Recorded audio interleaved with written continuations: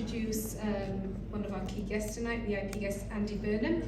Andy Burnham was the first elected Mayor of Manchester in May 2017, and he was re-elected for a second term in May 2021.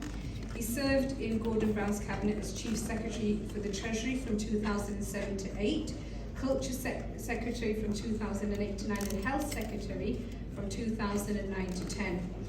I became a fan of Andy's when he spoke up so sensitively and sensibly about combating extremism, and that was in the backdrop of the arena bombing in a question time. Actually, it was question time. He was one of the speakers. I was in the audience, and he answered the question so beautifully. So, as I said, I became a fan of Andy's then. I was also personally very privileged to be selected as an independent commissioner in order to produce a report exploring hateful extremism and promoting social cohesion, and that again was along with Andy's team, and that gave me an insight into how sensitively and honestly that work was completed, because I was part of that commission. Andy's priorities include building a London-style integrated transport system, ending rough sleeping and transforming Greater Manchester into one of the greenest regions in Europe. And we all know that Andy is 100% committed to ensuring that Greater Manchester is a place where people of all faiths, beliefs and non-belief and culture are able to realise their full potential and benefit from the success of the region. Andy Burnham.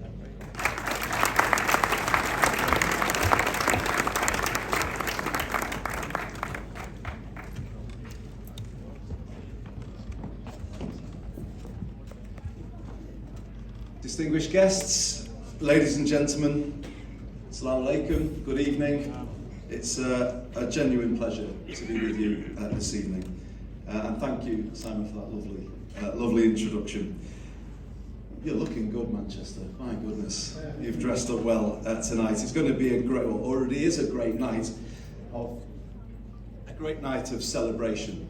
And we know how to have a good night here, don't we? In Greater Manchester. We used to be known as the home of 24-hour party people.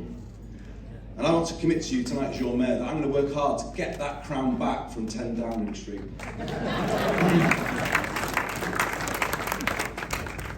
It's a bit risky. No more politics, I promise you. The only politics I will venture into further is to thank our MPs, our parliamentarians, for being here this evening. I walked in the glow in the room after the amazing Rosina Allen Khan was speaking to you, and it's so good of you, Rosina, to be here all the way from London. We really appreciate you being with us this evening. But of course, our very own godfather of Greater Manchester, the one and only Afzal Khan, and wonderful Kate, that you're with us as well this evening, the MP for Stretford and Urmston, Kate Green. It's great that you're all of you here, obviously with our councillors and the new leader of Manchester City Council, Bev Craig, and her colleagues. We're all here to support you, and we do support you very strongly. So tonight is about honouring the honourable, and there are some amazing individuals being recognised tonight, and Maksud, we've already heard some of those names mentioned, and they deserve that recognition. But tonight, I'm here not to honour those individuals, because that will happen, and it's not right for me to pick out any one person or another. I'm here to honour the institution. I'm here to honour the institution of the British Muslim Heritage Centre, and we are so proud that it is based right here in Whalley Range, rooted in Greater Manchester, and we see the British Muslim Heritage Centre as such a valued and trusted partner of our city region. I was here recently to speak to the young people on the Aspiring Leaders programme, and it was actually amazing to listen to what they had to say and their questions, as somebody said before. Really good questions, tough questions, but rightly so.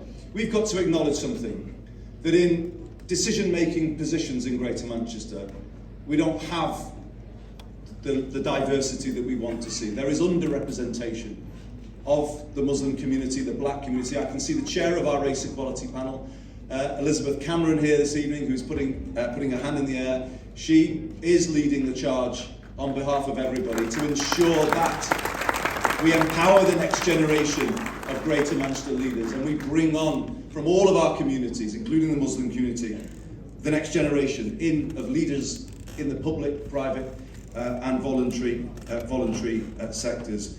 We have launched a programme with Operation Black Vote for this precise purpose, to bring through people from communities who are not represented at the moment at that leadership and decision-making level, and we want to work with you to put that right. So we recognise the work you're doing to empower the next generation. We also recognise the work that's been spoken about heritage and educating people about heritage of the Muslim community here in Greater Manchester. As the Mayor of this city region, I've given some careful thought to how we recognise the contribution of our communities. And I believe it was right for me to prioritise that within our international programme. So in late 2019, I undertook a visit to Bangladesh with Councillor Abdul Jabbar, the Deputy Leader of Oldham Council. And I did that out of respect for the people who came from the Sylhet region of Bangladesh all those years ago to build Greater Manchester in that post-war period. And we recognise their contribution. And it was out of respect that we went to the Sylhet region, where many people have links today.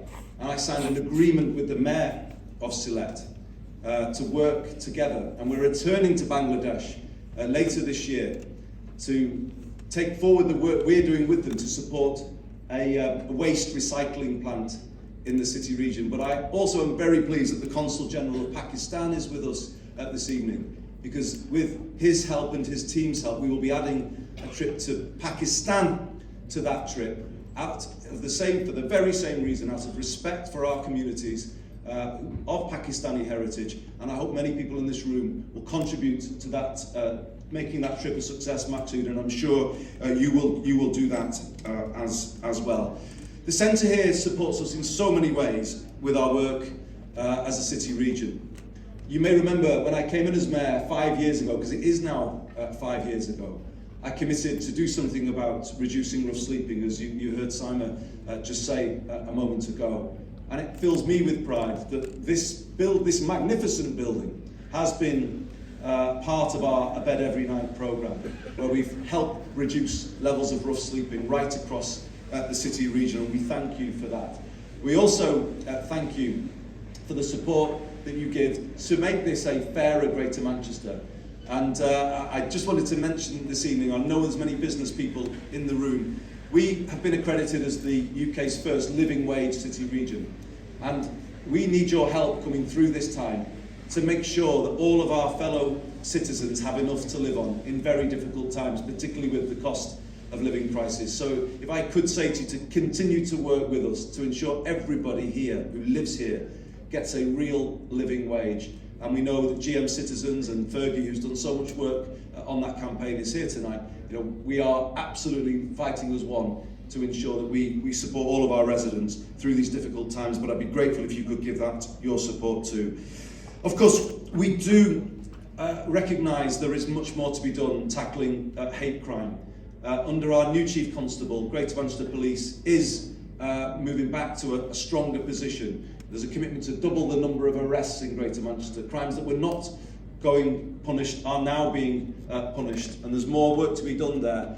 But we will work with the Race Equality Panel and, of course, the Faith and Belief Advisory Panel that we've set up to tackle Islamophobia, anti-Semitism, all forms of hateful discrimination in Greater Manchester, and you have my word on that. If I could just finish by touching on something that Simon raised, because this Sunday it is the 5th anniversary of that attack at the Manchester Arena, and I bet you, like me, will remember exactly where you were when you first heard that news. It did shake us to our foundations at that time.